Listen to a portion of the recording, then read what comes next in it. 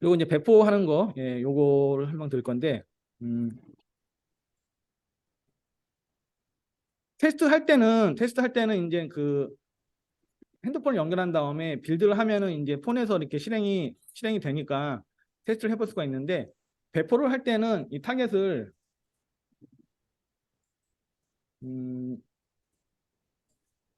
지금 기본적으로 디벨롭먼트로 돼 있는데, 얘를 갖다가 어플리케이션 스토어로 바꾸고 예, 바꾸고 나서 빌드를 하면은 파일이 만들어져요. 이거를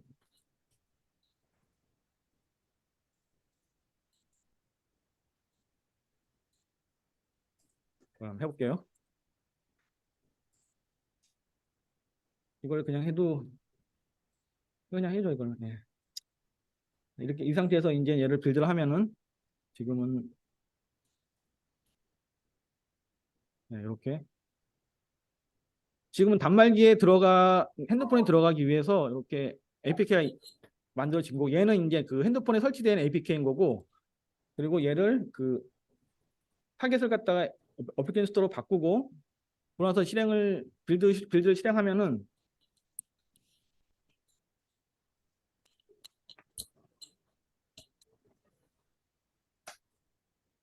과거랑 조금 달라진 걸 설명을 드리려고 하는 거고요. 빌드하는 동안에 설명드리면은 그 최신의, 그러니까 2년 전부터인가 이게 AAB로 바뀌었어요. 그러니까 기존에는 APK로 파일 이름이 똑같았는데 APK를 써서 앱스토어에 업로드가 가능했는데, 지금은 이 AAB로 바뀌었고, 그 AAB 개념은 그 APK를 갖다 여러 개 묶어서 한 번에 배포할 수 있는 그런 개념인 거고요. 그러다 보니까 이제 그 기존에 있는 앱스토어에 업데이트를 할 때는 APK를 해도 상관없는데, 그 단독 앱이라 하더라도 지금은 앱스토어에 올릴 때 AAB 포맷으로 올리게 돼 있어요. 그래서 빌드를 하게 되면은 이렇게 성공 데이터 나오고, 이게 그 지금은 앱스토어에 올리는 용도로 사용한 거기 때문에 핸드폰에서는 아무 변화가 없어요. 내가 핸드폰으로 실행한 게 아니니까. 이건 기존 앱이고요. 핸드폰으로 실행한 게 아니기 때문에 그 앱이 뜨지는 않고 이렇게만 나와요. 나오고 폴더를 보면은 이렇게 AB로 바뀌었죠. 얘를 배포를 하면 돼요. 그래서 그 타겟을 갖다가 이제 그 디벨롭먼트를 할 때는 APK가 만들어지고 폰이 연결되어 있다면 폰에서 바로 실행이 되는데, 타겟을 갖다가 어플리케이션 스토어로 바꾸면은 AAB로 만들어지고 폰은 그냥 가만히 있는 거고요. 예. 아무 저기가 없고. 예. 그 내용이에요. 예. 그리고 이제 그 추가적으로 이제 배포를 할 때 그 해야 될 일이 뭐냐면은,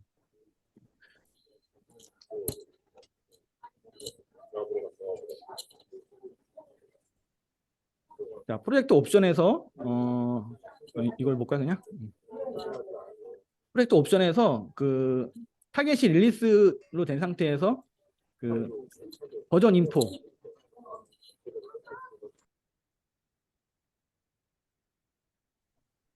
자, 패키지명, 레벨, 버전 코드, 버전 네임 이런 걸 넣어줘야 되는데, 이게 뭐냐면은, 자, 버전 인포 들어가면은 요 패키지명은 그 핸드폰에 들어가 있는 앱 이름이라고 보시면 돼요. 이렇게 핸드폰 설치되어 있는 앱을 이렇게 그 파일 그 매니저 같은 프로그램 보면은 이렇게 컴.뭐 안드로이드 어쩌고 이렇게 나오는데, 이게 왜 이렇게 나오냐면은 이게 그 앱 이름이라고 보시면 되는데, 이 앱 이름이 그러니까 이 앱 이름을 가지고 앱스토어에 올리는 거기 때문에 이 앱 이름이 그 다른 앱스토어에 있는 앱들하고 중복이 되면 안 돼요. 그러니까 고유한 이름이기 때문에. 근데 그렇다고 해서 이제 기존에 있는 앱 이름을 갖다가 다 찾아볼 수는 없으니까 그냥 이름을 간단하게 지으면은 어, 중복돼서 안 올라가니까, 기존에 입이 있어서 안 올라가니까 독자적 이름을 써야 되는데, 그러다 보면 너무 중구난방이 되니까 나름대로 어떤 룰을 정한 게 그 리버스 도메인이라 해가지고, 기존에 있는 도메인 뭐 엠바카드로닷컴이죠. 이런 도메인을 써서 그 올리면은, 자기가 갖고 있는 도메인은 그 독창적인 것일 테니까 다른 것들하고 안 겹칠 테니까 이런 식으로 써라라고 한 거예요. 그래서 꼭 이렇게 쓸 필요는 없어요. 이거 그냥 빼버리고 그냥 프로젝트 이름 단독으로 올려도 상관은 없는데, 보통은 이제 권장하는 내용이 이런 리버스 도메인을 쓸 거를 권장을 하고 그렇기 때문에 이제 앱을 올리실 때 그 여기다가 이제 그 본인 도메인이라든지 아이디 같은 거를 넣으시면 돼요. 뭐 컴을 굳이 써도 되고 안 써도 되는데 남들 쓰니까 그냥 따라서 쓰는 거죠.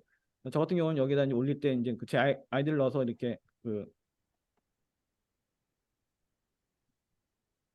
이런 식으로 바꿔서 놓고요.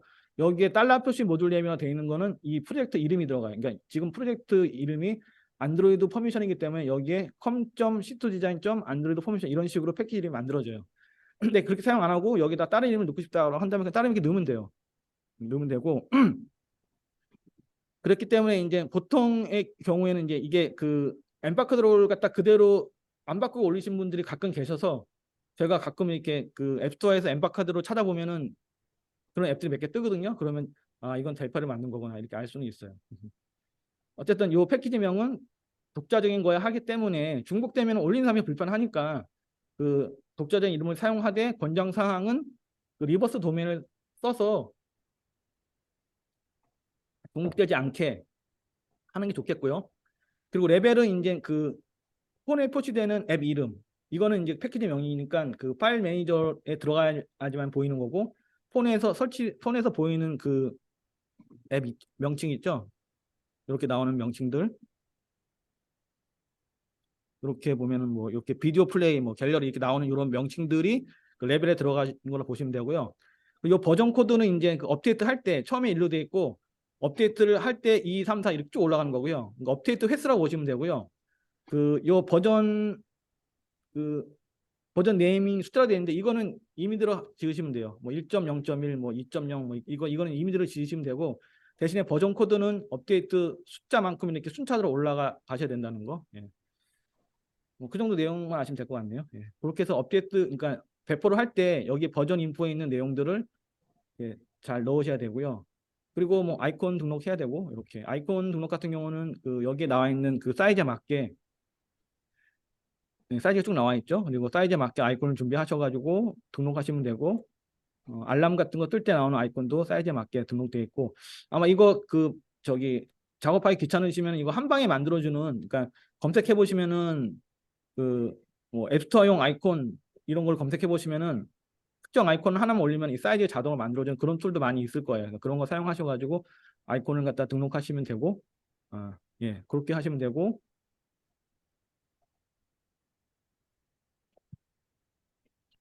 그리고 이제 안드로이드 프로비전은 굉장히 간단한데 음,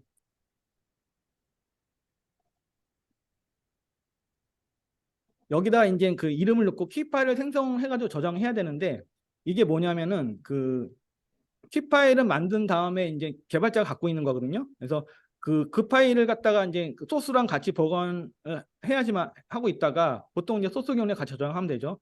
하고 있다가 이제 그 프로비징 할 때 그 파일이 있는지 그러니까 로컬에 그러니까 개발자 PC에 그 파일인지 체크를 하는 거예요.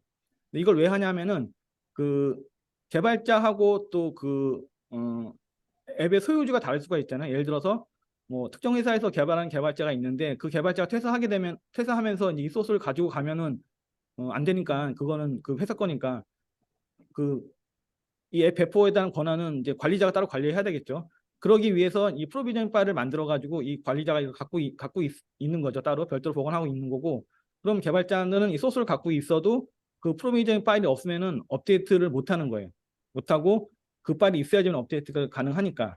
근데 보통 이제 그런 식으로 그런 식까지 관리를 잘 안 하니까 모르기 때문에 그래서 만약에 필요하다면 이제 이 프로비전 파일만 생성해서 따로 관리를 하고 그 파일만 갖고 있으면은 개발자 소스가 있어도 이걸 변형해가지고 그 앱 이름으로 못 올리는 거죠. 못 올리는 거고 대신에 이제 그 소스 이 프로비전 파일이 없으면은 업데이트 자체가 아예 안 돼요. 안 되기 때문에 그건 조심하셔야 돼요. 저도 예전에 어떤 경험이 있었냐면은 개발 초기 단계에 이건 그때는 델파인이 아니었었는데 개발 초기 단계에 이제 개발자가 이제 앱을 만들어 가지고 1.0 버전으로 올리고 나서 바로 이제 마이너 업데이트 1.0.1 정도 버그 몇 개 수정해 가지고 마이너 업데이트를 갖다가 한 2, 3일 만에 할 일이 생겼는데 그때 그 개발자 PC가 그 마탱이가 가가지고 포맷을 했어야 됐어요. 근데 뭐 당연히 소스는 빼고 받아놨기 때문에 문제가 안 됐었는데 이 프로미전 파일을 다른 폴더에 받아놓은 거를 깜빡하고서 걔를 밀어버린 거예요. 그래가지고 이 프로비저닝 파일이 없을 때 업데이트가 가능한지를 찾았는데 그거는 못하게 막아놓은 거기 때문에 그게 없으면 100% 업데이트를 못해요. 그래서 아까 그 패키지명으로 만든 그 1.0 버전은 그냥 버리고 새로운 패키지로 만들어서 다시 1.0 올렸던 경험이 있어요. 어쩔 수 없죠. 네. 그건 내려버리고. 그러면 사용자 봤을 때는 만약에 1.0 버전을 설치한 사용자면은 1.0.1이 올라와도 업데이트가 안 되는 거예요. 네. 전혀 다른 앱이 되는 거죠. 근데 이제 비교적 초기 단계였기 때문에 그냥 무시하고서 다시 업데이트를 다시 새로 올리고 뭐 공지를 하고 그런 일이 있었는데 이게 만약에 중간에 이게 만약에 그 마이너 업데이트가 아니라 중간에 한 2.0, 3.0 올렸는데 중간에 이게 없어버리면은 더 이상 그 앱이 업데이트가 안 되는 거예요. 그런 경우가 있기 때문에 이거는 관리를 잘 하셔야 되는 거고요. 네. 소스보다 더 중요하죠. 어떻게 보면은 그런 용도 쓰는 거기 때문에 이게 없으면은 그 파일이 없으면은 아예 그거는 업데이트가 안 된다는 거. 네. 그 내용은 알고 계셔야 돼요. 그리고 앱스토어 등록하는 거는 뭐 그게 만들어지면은 이 사이트 들어가 가지고 계정 만들고 구글 같은 경우에는 그 최초 유료로 한 번만 등록하면 추가 비용이 없고 비용도 저렴해요. 뭐 몇 달러 안 되니까 등록하면은 이제 대신에 구글은 이제 개발하는 거는 계정이 없어도 가능하고 앱스토어에 올릴 때만 계정이 필요한 거고요.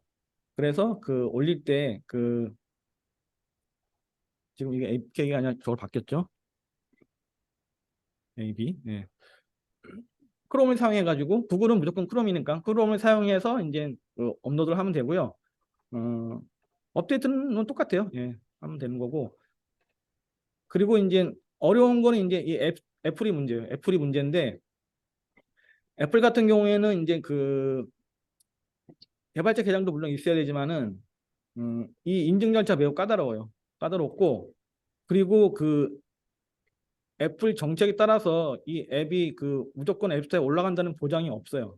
그건 애플 정책이 자주 바뀌기 때문에 보장이 안 되기 때문에 만약에 이제 모바일 프로젝트를 진행하고 애플 앱스토어에 올려야 하는 경우라면은 반드시 그 중간중간에 이거를 체크를 하셔야 돼요. 그래서 개발이 다 끝난 다음에 배포를 하는 게 아니라 중간에 일부분 특정 기능을 넣고 나서 이게 정상적으로 앱스토어에서 올라가는지를 테스트 삼아서 그 버전을 쓸 수는 없겠지만은 테스트로 해보고 나서 그리고 그런 준비를 미리 하고 나서 이제 나중에 그 앱이 완성됐을 때 그때 올리셔야 되지 이걸 중간에 테스트 안 해보시고 나서 앱 다 만든 다음에 나중에 올렸는데 만약에 앱스토어에서 거부당하면은 방법이 없어요. 이건 진짜로. 그렇기 때문에 항상 이거는 체크를 잘 하셔야 된다는 거죠. 예. 그거는 꼭 숙지를 하고 계셨다가 예. 그리고 이게 웃긴 게 뭐냐면은 그 1.0은 정상적으로 업데이트를 했는데 1.0에서 2.0 올라갈 때 그 1.0에서 업데이트했던 기능을 그대로 넣고 뭐 다른 간단한 거 뭐 이미지를 바꾼다든지 아니면 뭐 텍스트를 바꾼다든지 간단한 걸 수정해서 업데이트를 했는데도 불구하고 1.0에서는 전혀 문제가 없었던 내용을 가지고서 반려를 하는 경우도 있어요. 그러면 좀 황당하죠. 근데 그게 뭐 시기에 따라 다르고 담당자에 따라 다르고 또 정책적으로도 매번 바뀌기 때문에 그런 부분들은 항상 체크를 하셔가지고 이게 문제가 되는지 안 되는지 그런 부분들은 꼭 숙지를 하시고 나서 준비를 하시는 게 좋아요. 그래서 만약에 이제 이게 그 불특정 다수한테 배포하는 게 아니라면은 그 기업 내부에서 쓰는 거라면은 엔터프라이즈 계정 쓰는 게 제일 좋겠죠. 엔터프라이즈 계정 사용하면은 그 업데이트에 대한 그 제한이 없을 테니까요. 예.